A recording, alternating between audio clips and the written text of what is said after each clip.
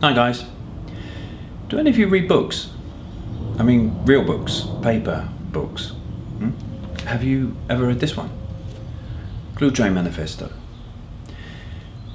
Everything we do online now was predicted here. I mean, everything we take for granted, like blogs, social media, Facebook, YouTube, that sort of thing.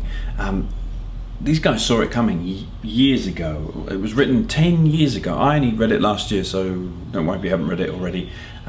Just goes to show that none of us are that quick off the mark.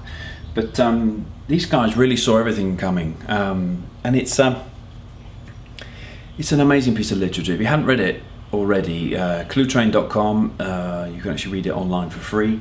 But this video's got nothing to do with this book, but it's got everything to do with what's behind it.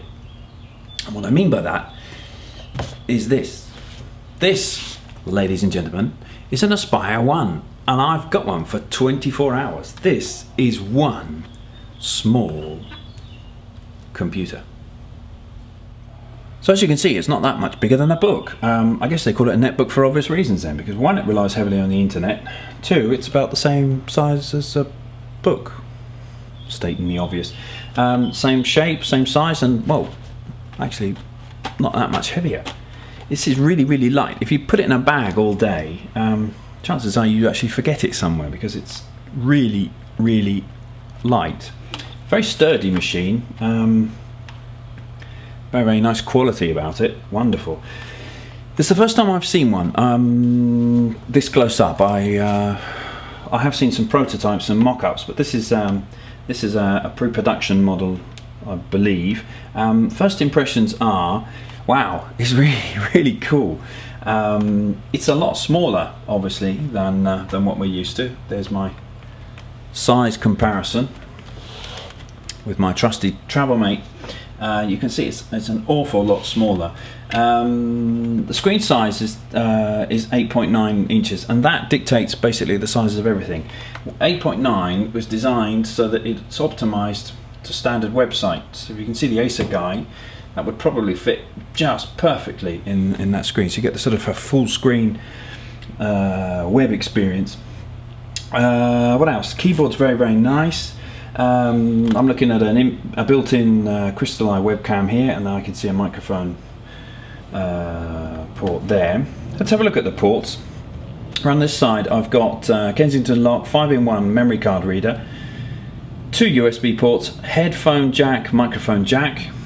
I have my wireless on-off switch here. Around this side I've got obviously the power in socket, VGA out, Ethernet port, another USB port, and this one I'm really looking forward to seeing in action. Here they call it the storage expansion, and basically what happens is you put an SD card in here.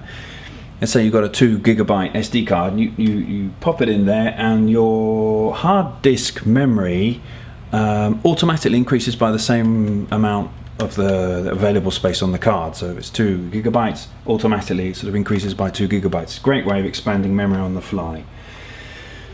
What else? The touchpad. I've seen online a lot of people have commented on this touchpad, because basically what we're all used to is seeing the buttons on the bottom. Here they're sort of located to the side, still left and right.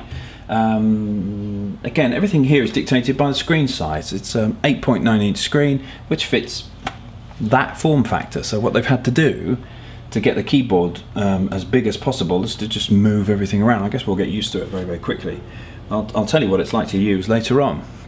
Okay, that's it for this video. I'm going to fire it up and see how it works.